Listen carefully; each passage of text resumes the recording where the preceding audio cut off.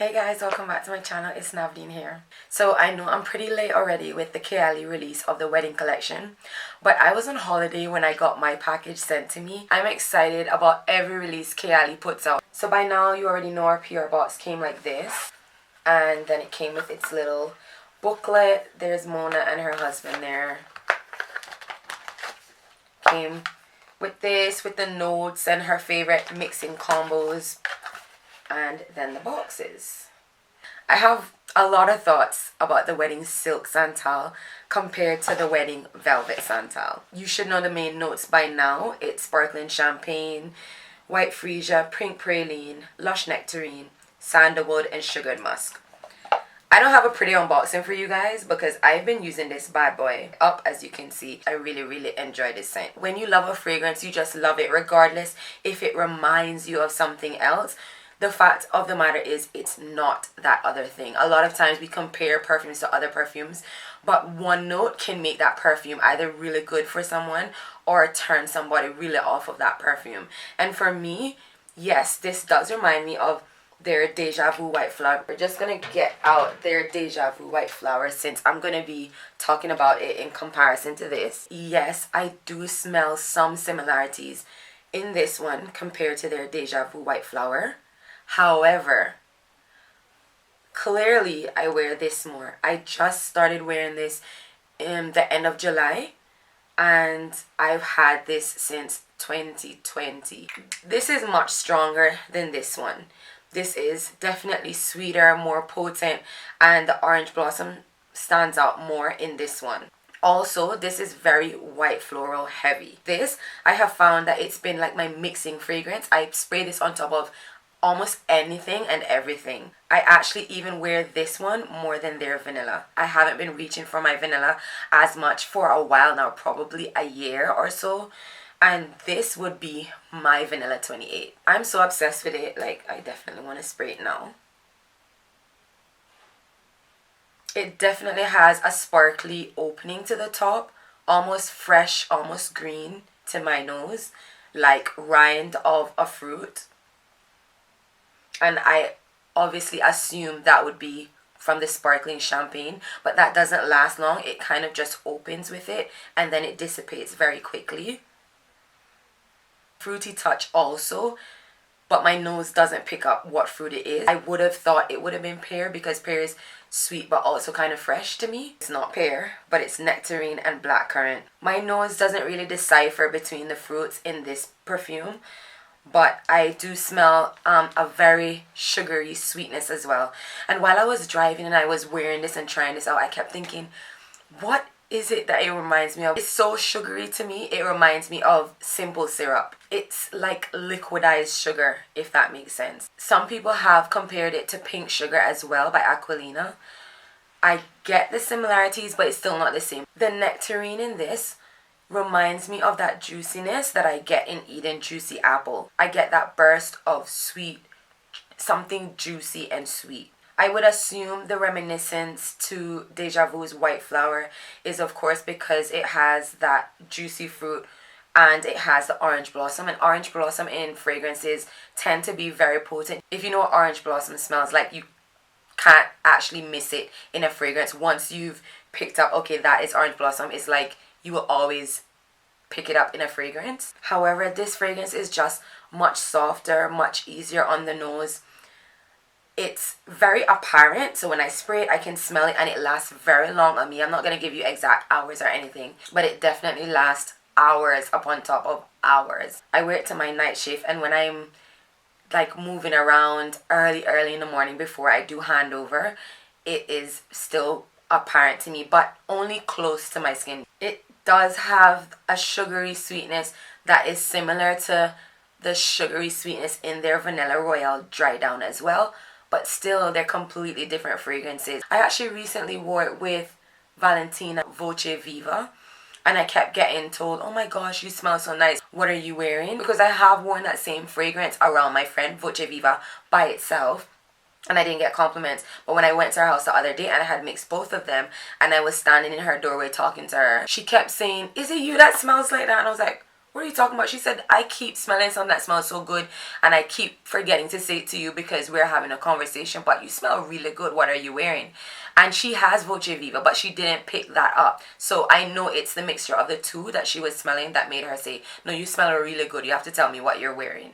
And I wore this to my sister's wedding as well on the weekend, and I got compliments as well. And I was asked, what am I wearing? And they made that new Kayali. So yeah, I have gotten used to Kayali's fragrances not being beast mode fragrances, but that doesn't deter me from wearing their fragrances. I love the house, I love the packaging, I love the bottle, I love the experience that I get from Kayali.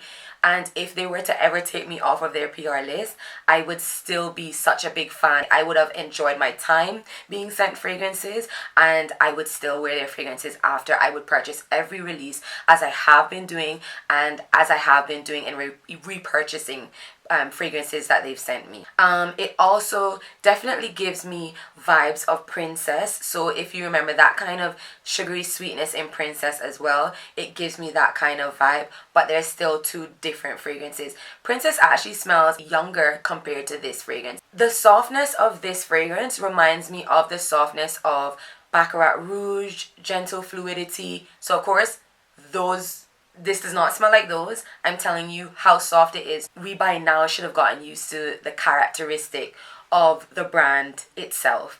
And we also know that their fragrances tend to get sweeter the longer that you have them. They get a bit, they mature more. So they are much more potent on the skin, much more apparent. And I quite enjoy this fragrance, and if I don't repurchase it, I would definitely miss this from my collection. I would also say it has that rich fruitiness, but softer, like La Belle by Jean Paul Gaultier.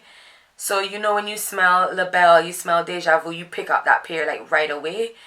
That is what I get from this, just a bit more subdued, much more elegant, just softer, not perfume in your face, which is what a lot of Kayali's fragrances give. Would I wear this on my wedding day?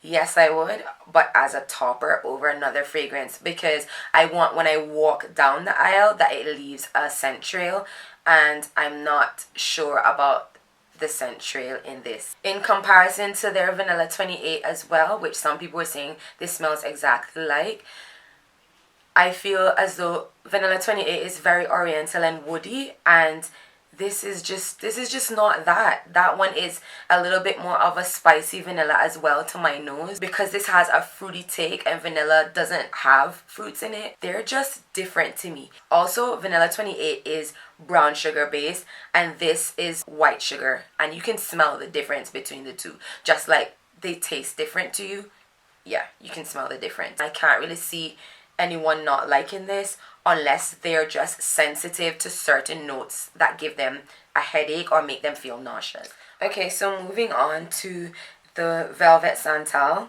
I know everyone was so like impressed with the fact they had velvet on the side. I was wondering why she didn't put a silk ribbon around the side of hers. Like the box is just plain.